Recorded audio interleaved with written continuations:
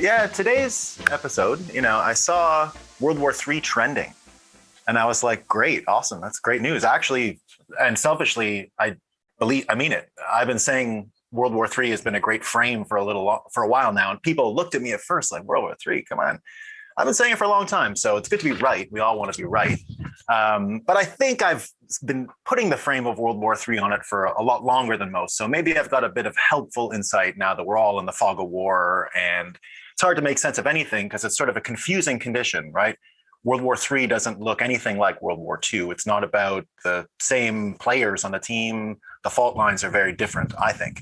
And I think I can sort of pull a few of them and make a few of them clear, especially by comparing two large northern countries. So the two largest northern countries in the world, Canada and Russia, all over the headlines right now. I mean, absolutely everywhere in mainstream media.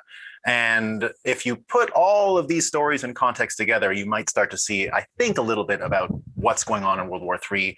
And that confusing part about citizenship and all the things that helped us win World War II and all the brainwashing that came after that was probably good at first, definitely gives us some context for it all and help us navigate what's happening next, right? And of course, economics is a social science, right? It's about these things. It's not the hard math. It is a social science, and we're talking about all the dynamics of decisions that people make and the relationship they have with money. So a lot of this is going to be about money and sort of what's driving these decisions, and perhaps if we can guess what's around the corner by looking at the motivating factors.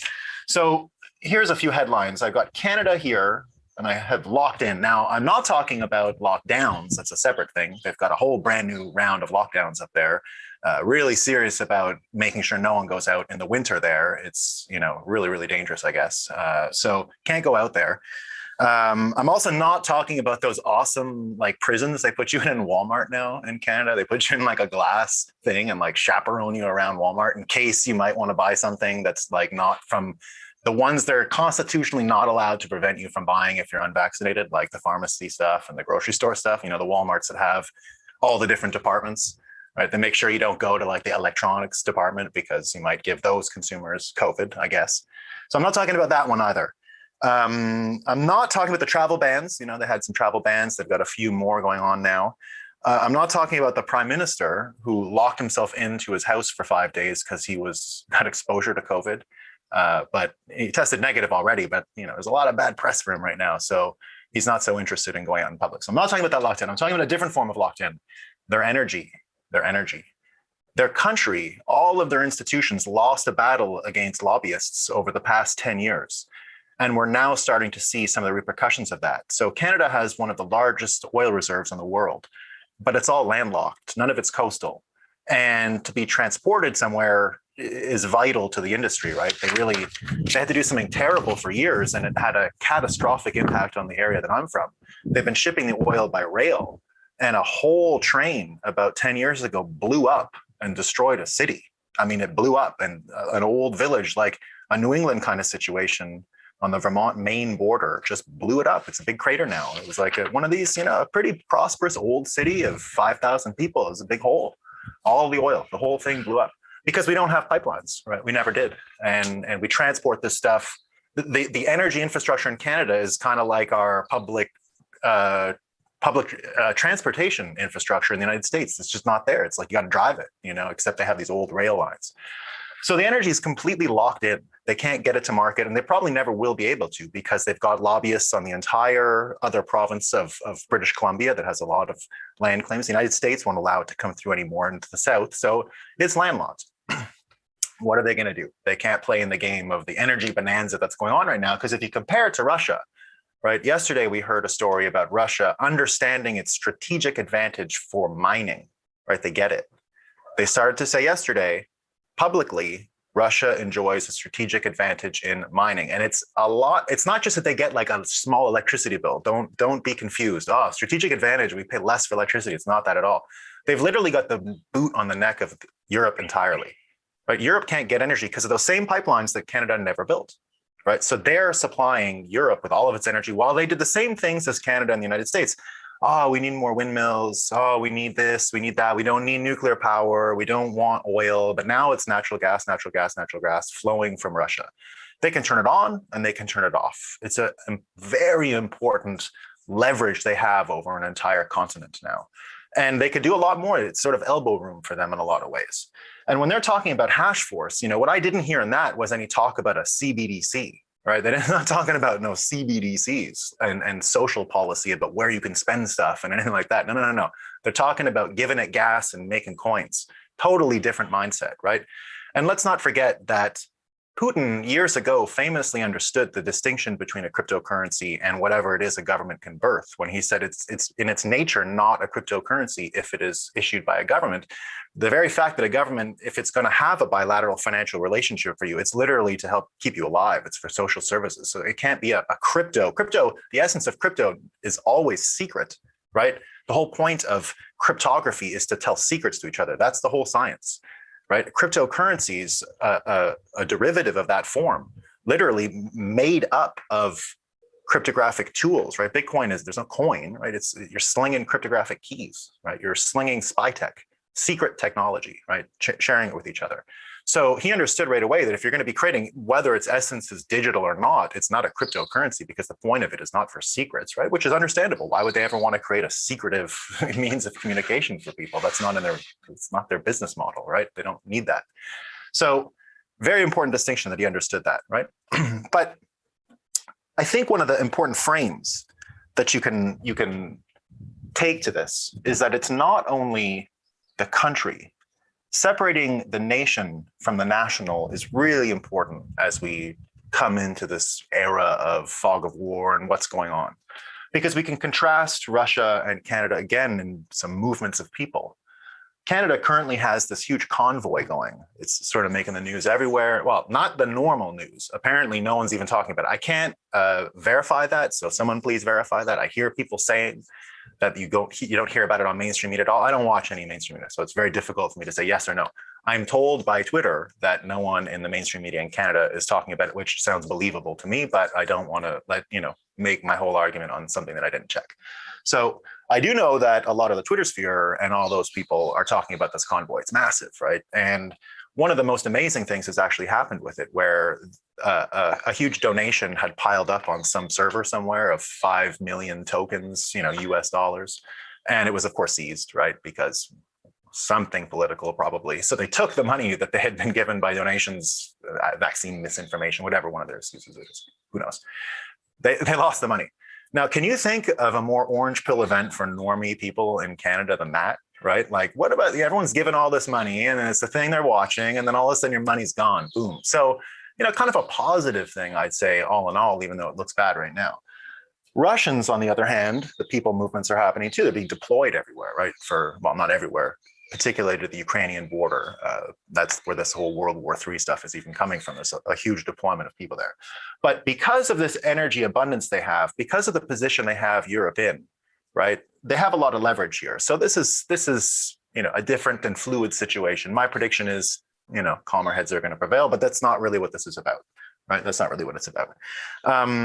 One thing we'll say about Putin in all of this is that no one said he's stupid at any time in any of this, right? And I don't want to just say bad things about Trudeau. What I will say about him is that when he did all the blackface stuff, no one ever said he was racist, right? So he's got that going for him, right? People just assume he's a good guy. But when you think about war, right? So it's good that he's not a racist and all that stuff, and he can wear blackface and no one seems to mind, and it's kind of okay because he's got a great reputation and does a lot of stuff for people, apparently. But he's actually in conflict with this guy who understands cryptocurrencies this well and strategic importance, and is not so worried about where the pipelines are going and all that stuff, right? So it's a very big distinction and contrast here. So by confiscating all those donations, you can orange pill these people. And one of the issues that then becomes when we have the war, right? So we've got half the people not trusting the media any longer. They understand this money is being confiscated. They see stories about this happening. And then you've got other stories in Politico, right? Sponsored by Lockheed Martin, right? America needs to go to war with Russia for some reason or another, right? And they take the sponsorship out because that starts to go viral and trend that people are pointing it out. Now, all of this stuff starts to bring attention, right? It brings attention to the USA changing things, and it brings attention to all these sanctions.